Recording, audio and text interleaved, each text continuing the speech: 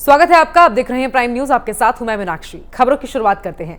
देहरादून में तीरथ सिंह रावत कैबिनेट मंत्रिमंडल की बैठक लगातार जारी है। बैठक में लिया जा रहा है कई अहम मुद्दों पर बातचीत की जा रही है, उस पर फैसले लिए जा सकते हैं। बैठक में कोविड-19 के हालातों को लेकर भी चर्चा की जा रही है।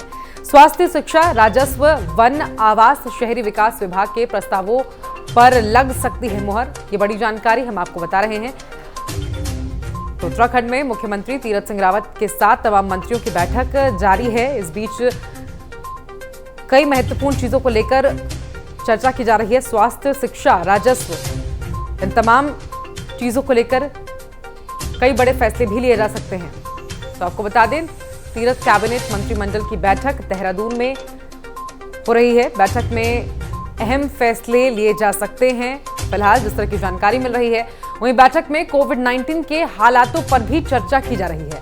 उत्तराखंड के अंदर भी कोरोना के मामले अब कम हो रहे हैं और ऐसे में इसको लेकर भी और वैक्सीनेशन को किस तरह से तेजी से हर व्यक्ति तक पहुंचाया जाए, हर व्यक्ति का वैक्सीनेशन कराया जाए, इसे लेकर भी आज इस बैठक में चर्चा की जा रही है। साथ ही आपको बता दें कि कई महत्वपूर्ण चीजों को लेकर आज कुछ अहम फैसले लिए जा सकते हैं।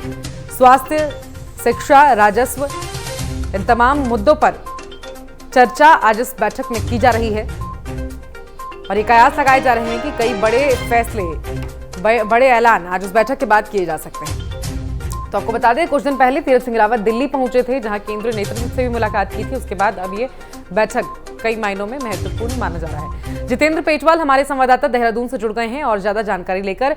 जितेंद्र, तीरथ सिंह रावत के साथ तमाम मंत्रियों की बैठक जारी है, क्या कुछ महत्वपूर्ण आज इस बैठक में रह सकता है? जी देखिए, उत्तराखंड मंत्रिमंडल जो है उसका आज कैबिनेट बैठक है और तीरथ सिंह रावत की अध्यक्षता में बैठक चल रही है। कई सारे मुद्दे हैं प्रदेश के विकास को लेके। स्वास्थ्य है, शिक्षा है, राजस्व है, वन है, आवास है, शहरी विकास है और बहुत सारे तमाम ऐसे प्रस्ताव हैं जो विभागों के जो कैबिनेट में पारित होंगे और उनपे चर्चा वार्ता होने के बाद वो उनके अंतिम मोहर लगेगी। विकास की जो प्रक्रिया है वो अनवरत प्रदेश में चलती रहती है, लेकिन समय समय पर जो विकास को गति देने की बात होती है उसके लिए भी ये जितेंद्र, कोरोना की वर्तमान स्थिति राज्य के अंदर क्या है, उसे लेकर बातचीत हो सकती है। साथ ही वैक्सीनेशन ड्राइव, जो कि देशव्यापी वैक्सीनेशन ड्राइव चल रहा है, उसमें उत्तराखंड कहां पर है और कैसे इसे तेजी से हर व्यक्ति तक पहुंचाया जाए, इसे लेकर भी माना जा रहा है आज इस बैठक में चर्चा हो सकती है। जी, जाहिर सी बात है कि अगर मंत्रिमंडल के तमाम सदस्य और उनके मुखिया एक साथ बैठते हैं, चाहे कोई भी मंच हो, तो उस पे प्रदेश की जो संभावित तमाम चर्चाएं, वार्ताएं होती हैं, उनपे विमर्श किया जाता है। और इसी में एक कोरोना महामारी आजकल सबसे कठिन दौर से प्रदेश गुजर रहा है, तो लाजमी है उस पर भी चर्चा वार्ताएं हो रही होंगी और हुई हैं। उसको लेकर भी चर्चाएं वार्ताएं समय समय पर होती हैं। जहां तक आपने वैक्सीनेशन की बात की, तो वैक्सीनेशन की जो ड्राइव है उत्तराखंड में बड़ी तेजी के साथ शुरू हुई थी और बहुत अच्छे तरीके से चल भी रही थी। दूरस्थ क्षेत्रों तक ये प्रयास लगाया जा रहा था कि बहुत जल्दी ये ड्राइव चलेगी और समाप्त भी हो जाएगी। लेकिन बीच में एक दौर ऐसा आया कि जब उत्तराखंड में वैक्सीन की कमी हो गई, क्योंकि आप जानते हैं कि आज जो राज्य सरकारें हैं वो वैक्सीन को लेकर केंद्र पर ही निर्भर है और केंद्र से ही वैक्सीन राज्य को पहुंचती है। तो लिहाजा जब बिल्कुल वैक्सीनेशन के अलावा अगले साल विधानसभा चुनाव भी उत्तराखंड के अंदर होना है और ऐसे में जाहिर तौर पर कई मायनों में आज की इस बैठक को महत्वपूर्ण माना जा रहा है। जितेंद्र, आप हमारे साथ बने रहिए, आगे भी आपसे जानकारी लेंगे। उधर देहरादून में भी अब दून अस्पताल में ओपीडी की सेवाओं को शुरू कर दिया गया है। सुबह 8 से रात 10 बजे तक ओपीडी खुले रहेंगे, जहां मरीज पहुंचकर अपना रजिस्ट्रेशन करा सकेंगे। 9 बजे से फ्लू ओपीडी में जांच शुरू की जाएगी। फ्लू ओपीडी से संबंधित विभागों में रेफर होंगे मरीज। एक दिन में सभी ओपीडी में 25-25 मरीज का इलाज किया जाएगा।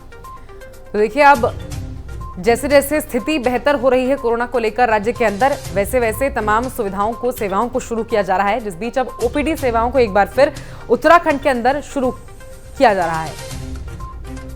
तो आपको बता दें, सुबह 8 बजे से रात 10 बजे तक ओपीडी सेवा शुरू रहेंगी और रजिस्ट्रेशन करा सकेंगे। जितेंद्र, हमारे संवाददाता लगातार बने हुए हैं। जितेंद्र, ओपीडी सेवाओं को भी अब शुरू कर दिया गया है जैसे जैसे स्थिति बेहतर हो रही है राज्य के अंदर। जी, देहरादून जो दून अस्पताल है और रीढ़ मानी जाती है पूरे देहरादून में स्वास्थ्य के क्षेत्र में दून अस्पताल को।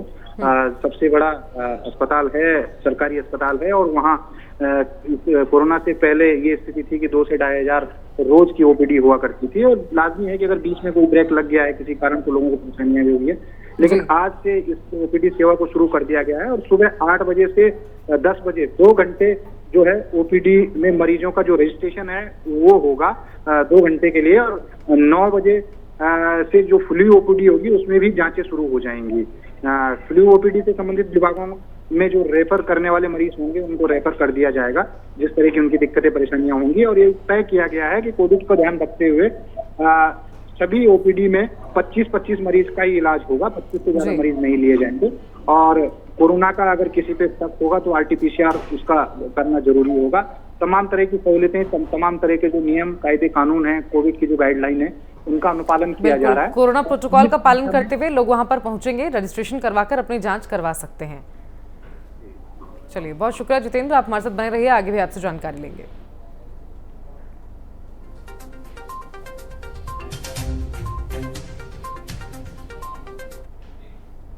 और देखिए, कोरोना के चलते ट्रेन की सेवाओं को बंद कर दिया गया था, ट्रेनों का संचालन रोक दिया गया था और ऐसे में जैसे जैसे हालात अब बेहतर हो रहे हैं, ट्रेनों के संचालन को एक बार फिर से शुरू किया जा रहा है। हफ्ते में 3 दिन चलेंगी काठगोदाम की ट्रेन और कोरोना के चलते ट्रेनों का संचालन बंद किया गया था, लेकिन अब एक बार फिर जैसे हालात बेहतर हो रहे हैं, ट्रेनों को शुरू किया जा रहा है। दोनों ट्रेनें 2 दिन की जगह अब 3 दिन चलेंगी। रेल मंडल मुख्यालय ने ट्रेनों के संचालन का ये फैसला लिया है। तो आपको बता दें कि लिंक एक्सप्रेस सोमवार, बृहस्पतिवार और शनिवार को देहरादून से प्रयागराज के लिए चलेगी। काठगोदाम एक्सप्रेस का संचालन मंगलवार, बृहस्पतिवार और शनिवार को किया जाएगा। तो आपको बता दें कि अब हफ्ते में 3 दिन चलेंगी काठगोदाम और लिंक एक्सप्रेस, जो पहले 2 दिन चला करती थी लेकिन अब 3 दिन चलेंगी। और साथ ही कोरोना के चलते इन ट्रेनों की सेवाओं को रोक दिया गया था, इनके संचालन को रोक दिया गया था, लेकिन अब क्योंकि हालात पहले से कोरोना को लेकर राज्य के अंदर बेहतर हैं और ऐसे में धीरे धीरे अब तमाम सुविधाओं को अनलॉक किया जा रहा है। इस बीच अब ट्रेनों के संचालन को भी शुरू किया जा रहा है। लिंक एक्सप्रेस सोमवार, बृहस्पतिवार और शनिवार को देहरादून से प्रयागराज के लिए चलेगी। वहीं दूसरी ओर काठगोदाम एक्सप्रेस का संचालन मंगलवार, बृहस्पतिवार और शनिवार को किया जाएगा। तो आपको बता दें कि अब पहले के मुकाबले पहले ये 2 दिन चला करती थी ये दोनों ट्रेनें, लेकिन अब ये सप्ताह के अंदर 3 दिन चला करेगी। कोरोना के चलते इन ट्रेनों का संचालन रोका गया था, लेकिन अब ये ट्रेनें सप्ताह में 3 दिन चलेंगी। जितेंद्र हमारे संवाददाता लगातार जुड़े हुए हैं। जितेंद्र, अब काठगोदाम एक्सप्रेस सप्ताह में 3 दिन चलेगी, क्या कुछ जानकारी इसे लेकर? हाँ मीनाक्षी, देखिए काफी दिनों से जो उत्तराखंड में कोरोना के चलते ट्रेनों की रफ्तार को रोक दिया गया था जी, और इसके चलते जो ट्रेन की सेवाएं थी वो भी बाधित हो गई थी, तो लोगों को काफी दिक्कतों का सामना करना पड़ रहा था। मुरादाबाद मंडल ने अभी निर्णय, जो काठगोदाम और लिंक एक्सप्रेस है वो देहरादून आएगी। देहरादून रेलवे स्टेशन से चलने वाली जो देहरादून काठगोदाम एक्सप्रेस और देहरादून प्रयागराज लिंक एक्सप्रेस है उसको अब सप्ताह में 2 दिन के बजाय 3 दिन चलाने का निर्णय ले लिया गया है। देहरादून प्रयागराज लिंक एक्सप्रेस हफ्ते में 3 दिन सोमवार, बृहस्पतिवार और शनिवार को देहरादून से प्रयागराज के लिए चलेगी, जबकि देहरादून काठगोदाम जो एक्सप्रेस है उसका संचालन मंगलवार, बृहस्पतिवार और शनिवार को किया जाएगा।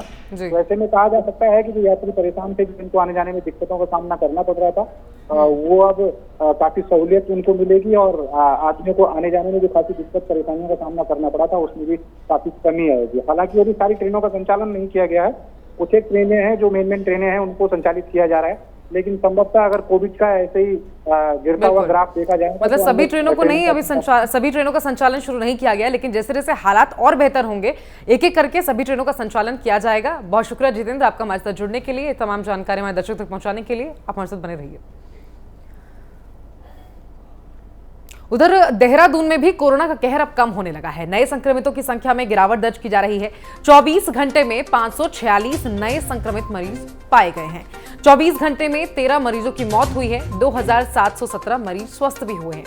साथ ही मौत के मामलों में भी गिरावट दर्ज की गई है। तो देखिए, पिछले 24 घंटे के अंदर 546 नए कोरोना मामले देहरादून के अंदर सामने आए हैं। 24 घंटे में 13 मरीजों की मौत हुई है। 2717 कोरोना मरीज स्वस्थ हुए हैं। जितेंद्र हमारे साथ जुड़े हुए हैं लगातार। जितेंद्र, अब देश के साथ ही उत्तराखंड और देहरादून के अंदर भी मामले अब कम हो रहे हैं। मीनाक्षी, काफी राहत की बात है कि जिस तरीके से एक बार कोरोना ने अपनी रफ्तार बढ़ा दी थी और बड़ा भय का वातावरण प्रदेश में हो रहा था, प्रदेश ही क्या पूरे देश में भय का वातावरण था और मौतों का जो आंकड़ा था वो भी आए दिन बढ़ रहा था। लेकिन काफी सुकून भरी बात है कि अब पिछले 24 घंटे में उत्तराखंड में मात्र 546 नए मामले आए हैं और 24 घंटे में पिछले 13 लोगों की मृत्यु कोरोना संक्रमण के चलते हुई है। आज अगर बात करें तो लगभग 2717 लोग जो स्वस्थ होकर अपने घरों को भी लौटे हैं। कोरोना से उत्तराखंड में 6797 लोगों की जो मौत है वो अभी तक हो चुकी है, और अभी एक्टिव मरीजों की जो संख्या है वो 11,885 है। काफी संख्या है 11,885 की एक्टिव मरीजों की। लेकिन कुल मिला के देखें तो देहरादून में कल 136 मामले आए थे, हरिद्वार में 69 मामले आए थे, नैनीताल में 56 आए थे, पौड़ी में 7, टिहरी में 33, उधमसिंह नगर में 41 मामले सामने आए थे। तो कुल मिला के आंकड़ों को अगर जोड़ा जाए तो जो पहले की रफ्तार थी उस पर काफी ब्रेक लगा है, और ये सुकून भरी बात है कि आए दिन इन आंकड़ों में कमी आ रही है। हालांकि कुछ वेरिएशन बना हुआ है, जैसे मैं अगर पिछले हफ्ते की बात करूं तो बीच में एक दिन ये भी आया था जब ये उत्तराखंड में संक्रमितों की संख्या मात्र 300 तक पहुंच गई थी, लेकिन वो फिर बढ़ के 546 हो गई है। तो ऐसे में अभी बड़ी एहतियात बरतने की बात है, और ये बहुत संतोषजनक बात नहीं है, या ऐसे इससे हम संतुष्टि नहीं कर पाएंगे कि अगर मामले जो है वो कम आने शुरू हो गए हैं। ऐसे ही अगर जिस तरीके से सरकार ने अब बिल्कुल मामले जरूर कम हुए हैं, लेकिन सावधानी जितेंद्र अभी भी बरतने की जरूरत है। बहुत शुक्रिया आपका हमारे साथ जुड़ने के लिए। उधर चमोली में नवनिर्मित क्षेत्र अधिकारी कार्यालय का उद्घाटन कर दिया गया है। पुलिस अधीक्षक यशवंत सिंह चौहान ने पूरे विधि विधान के साथ कार्यालय का शुभारंभ किया है। अभी तक कर्णप्रयाग में कार्यालय की व्यवस्था ना होने के चलते पुलिस कार्यालय गोपेश्वर से ही संचालन किया जाता था। गांव से लगभग 5 से 6 घंटे के सफर करके यहां पहुंचा जाता था, लेकिन अब क्षेत्राधिकारी कार्यालय कर्णप्रयाग में ही होने से क्षेत्र की जनता को गोपेश्वर नहीं जाना होगा। साथ ही उनकी समस्याओं का निराकरण कर्णप्रयाग में ही संभव हो पाएगा और लोगों को इसका लाभ भी मिलेगा। तो आपको बता दें, नवनिर्मित क्षेत्राधिकारी कार्यालय का उद्घाटन अब कर दिया गया है। एसपी ने पूरे विधि विधान के साथ इस नए कार्यालय का शुभारंभ किया है। अब तस्वीरों में भी देख सकते हैं, लोगों को अब दूर दराज जाकर शिकायत नहीं करनी पड़ेगी, अपने घर के पास ही उन्हें समस्या का समाधान मिल सकेगा। पोखरी, थराली, सिमली, गैरसैंण के लोगों को पुलिस से सीओ रिलेटेड कार्यों के लिए वहाँ आना पड़ता था गोपेश्वर, जो कि बहुत ही मतलब हेक्टिक भी था, खर्चा भी काफ़ी होता था। तो इसके लिए हमने सोच विचार करके सीओ कर्णप्रयाग का अभी तात्कालिक तौर पर एक ऑफिस हमने शुरू कर दिया है। आज उसका औपचारिक उद्घाटन कर दिया है। सीओ साहब वहाँ डेली बैठेंगे, उनका स्टाफ वहाँ बैठेगा, और जो भी लोगों की, जो आसपास के लोगों की समस्या है उनका समाधान करेंगे। लोगों के चालान होते हैं, उनका जुर्माना है, तमाम चीज़ें हैं, वो वहाँ के लोगों के लिए सुविधा के लिए आज सीओ का कार्यालय। और अब खबर टिहरी से है, जहां टिहरी के कॉन्वेंट स्कूल के पास 30 से 40 हरे भरे पेड़ लगे हुए हैं। इस जगह पर सी ब्लॉक के लोगों ने पूर्व प्रधानमंत्री अटल बिहारी वाजपेयी के नाम पर नगर पालिका नई टिहरी से पार्क बनाने की मांग की गई थी, जिस पर नगर पालिका ने बोर्ड के बैठक में पार्क बनाने का प्रस्ताव भी पास किया, जिसमें अब तक 3 लाख से ज्यादा का काम भी हो चुका है। लेकिन जैसे ही पार्क का काम अंतिम चरणों में था तो भूमाफियाओं के दबाव में आकर पुनर्वास विभाग के अधिशासी अभियंता ने अपने कर्मचारियों के साथ आकर पार्क का काम रुकवा दिया। उधर निर्माणाधीन पार्क का काम रुका हुआ है। भूमाफियाओं के दबाव में इस काम को रोका गया है। आपको बता दें, अधिशासी अभियंता ने काम रुकवाया है।